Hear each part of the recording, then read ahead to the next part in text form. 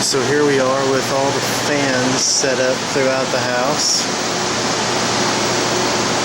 They've taken out the flooring, as you can tell.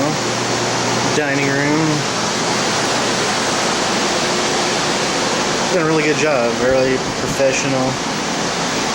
Like they've done this a few times. Entryway. Closet. I had to take the padding out of the carpet in a few spots. Here in the living room, up to about where the couch is, or actually the table. You can see the little bump. And let's turn some lights on. Hey, Peachy. More fans. Hey, Lola. More fans into the closet in there. There's some in the bathroom. 3 or 4 in this room.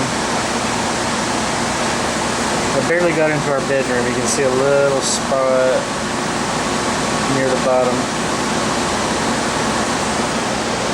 And anyway, yes, we flooded.